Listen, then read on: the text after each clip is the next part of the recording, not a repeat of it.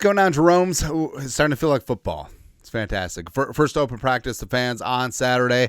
A welcome back weekend, all that stuff. But, of course, there's some questions with the Vikings. Coming out 14-win season, the defense got better, shored up the interior offensive line. But it all comes down to J.E. McCarthy. Does he have the right stuff? Yes. Yeesh. I believe that he certainly does. So do Kwesi adofo-mensah and Kevin McConnell. And Vikings fans, all that stuff. But, of course, ESPN, the worldwide bleeder of readers, viewers, and subscribers, we've gotten a lot more mean with our chyrons. That's all. But ESPN just decided to butt in here and just okay. So their ESPN Analytics, which we'll get to, chance to win the NFC North this season. Lions, 39%. 4 times out of 10 they win the division. So mathematically, beep, bop, boop, boop, boop. Just random. Every team should have a 25% chance of winning. The Packers at exactly at 25%. How? I can't wait. The secondary is going to be shredded. They have no corners. The interior offensive line is in flux. Jordan Love, you don't trust him. But other than that, they're going to be really good. Yeah. And the Vikings are down 19%. The Bears is 17%. So I'm actually more upset that they give the Bears almost the same chance to win the division as the Vikings. That's what it comes down to. But the Lions, so you see this in the betting markets. You can get about plus 350 if you put a couple of jelly beans down on the Vikings to win the division. And I feel like this is a carryover. Like there is a lot of long-term, long-tail things because the Lions are going to be rough. I honestly, I put down a couple of jelly beans for the Lions not to make the playoffs, not only because I'm a hater, borderline loser, it happens, but also I think it's a worthwhile investment because I feel like they definitely got shredded along the offensive line, the interior offensive line.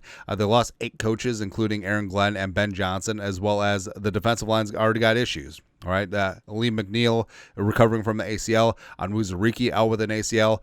Hutchinson, I know that Hutchinson's releasing those hype videos showing that he's recovered. He doesn't look recovered from that broken leg, which is terrible, man. But Lions do the Lions win the division 4 times out of 10? No, just don't see that. I think the Packers are way too high, 1 time out of 4, and the Vikings at 19%. It's okay.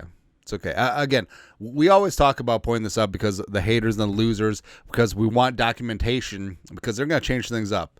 And when the Vikings win the division, they get the 1 seed. J.J. McCarthy is the comeback player of the year. They'll be like, oh, we always believed in the Michigan man, feeling fine with number 9.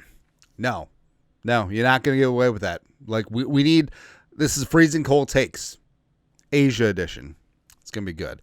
And yes, of course, ESPN Analytics are the geniuses who predicted the Vikings to have the number 1 overall pick last year. They'd be the worst team in the National Football League. Yeah, okay. And then they won 14 games. And remember, the Vikings over-under win total last year was 6.5. They surpassed that, doubled it. No big deal. I feel like you should get extra credit if you double your win total. 8.5 this year, 9.5 in some spots, no problem. It's easy work. And, of course, Seth Walder of ESPN Analytics is the one who predicted the Vikings would be the worst team in the league last year. And then also putting this pithy tweet out after the Vikings drafted Donovan Jackson. Woo, it's for real. 3 ways to lose at the NFL draft. Number 1, reach for players before they're likely to be selected. Number 2, draft low-value positions early. Number 3, trade up and or fail to trade down. Anyway, just thinking about the Vikings. So, number 1, reaching for players before they'll likely be selected. 100% Jackson would have been selected right after the Vikings. The Texans would have taken Donovan Jackson. Also, of the last of the tier 1 guards, because Tyler Brookers are already off the board. He went to Dallas. Gray Zabel went to Seattle at 18. So I don't think Jackson was a reach at all for the Vikings. Drafting low-value positions early. It's not low value if that's the missing piece. Like, the last Infinity Stone is a low-value position. I don't think Thanos mind. Yeah, who cares? Plus, I don't understand. Like I understand like the analytics approach. The low-value positions are interior offensive line and safety and off-ball linebacker and running back. Who cares? Honestly, would you want Donovan Jackson or Blake Brandel? Oh, but they should have drafted a corner who wasn't going to start. Okay. Trade up and or fall down. Failed to trade down. Oh, but who says that those trades were on the table? Oh, yeah, Seth Walder put it on the table. Like, oh, yeah, the Vikings had the Rams-Texans trade. Or the Rams and the Falcons trade on the table. That's exactly what happened. No. But it's all right. Tranquilo. Just like sometimes I find myself just staring at the step chart and then look at the defense. They somehow, some way got better. And the fact that they have cap space and the fact that 2026 cap, it's no problem. They'll restructure. They move on for some deals. It's okay. Everything is going to be all right. Plus, the schedule, man. I don't see the Vikings losing multiple games in a row. I don't see the Vikings losing 5 games or more. I just don't see it. Plus, the Lions and the Packers have one of the toughest schedules in the league. Same thing with the Bears this year. And also, they all have to play the Vikings. That's right. And the way that this is set up, the last 2 games of the year at home against Detroit, Christmas night, and then the greasy grimy Green Bay Packers in 2026, everything's coming at Millhouse. So the Vikings have a lot of their tough games at home. 2 road games become neutral site games, which the Vikings are very proficient at in the Kevin O'Connell era.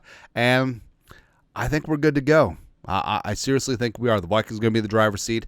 Everything starts and ends at U.S. Bank Stadium, even though the Vikings have the division clinched by week 17. It's going to be good. It's going to be good. It's okay. If they hate, let them hate. Watch the money pile up. That's what we're doing.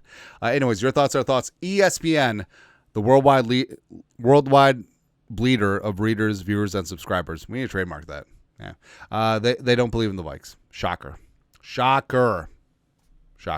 us know your thoughts, our thoughts, comment section. You guys are the best you have to do. Skull production value.